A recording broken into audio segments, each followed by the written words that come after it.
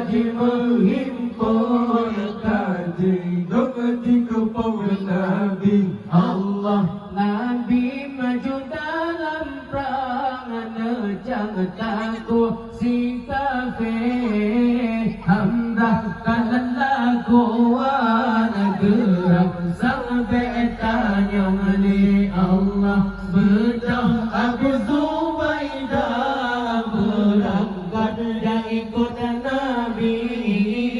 Aduh kuda pasang maju dalam perang sabi Allah Nabi niupeh gendang tanda perang si kafir Allah berkunjung ke Ramadan dua tahun hijrah Nabi pada masanya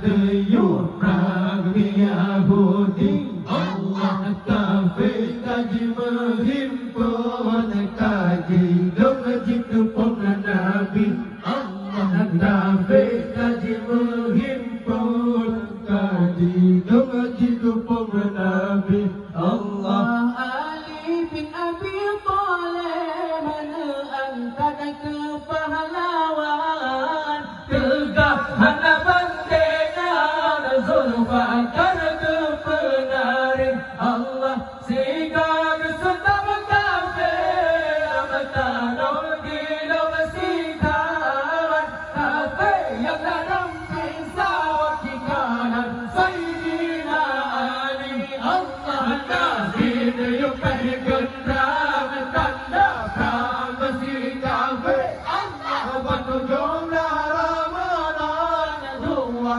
dan hijrah Nabi pada masanya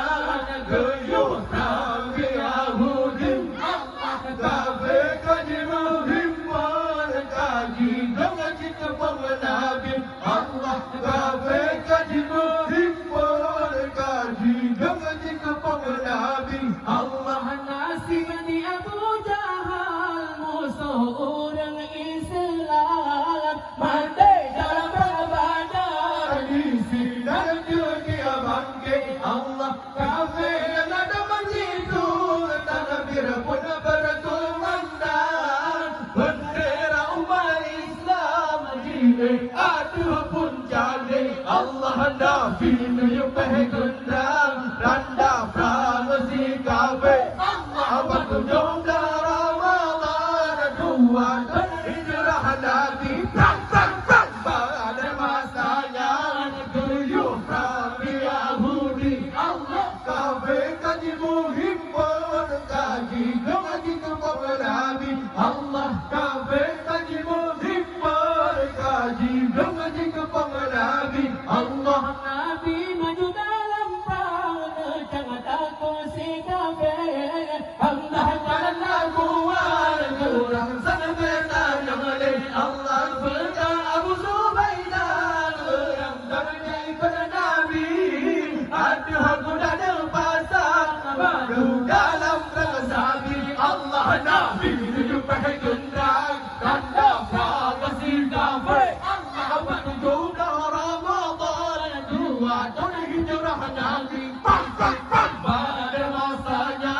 geyur perang Yahudi Allah kafir kaji menghimpun kaji Kaji kepada Nabi Allah kafir kaji menghimpun kaji Kaji kepada Nabi Allah Ali bin Abi Thalib mengangkat ke pahlawan juga hadapan dengan Zulfaqar ke penari Allah sehingga disentam kafir